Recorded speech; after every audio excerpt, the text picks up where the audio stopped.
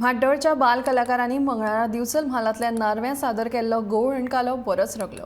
श्री कणकेश्वरी शांतादुर्गा देवीच्या काल्या निमतान गुरुकृपा सांस्कृतिक संस्थे वतीन हो गोवण कालो जालो। मजगती पालखी आनी हेर पारंपारीक कार्यावळींनी देवीचो कालो दबाशान मनयलो।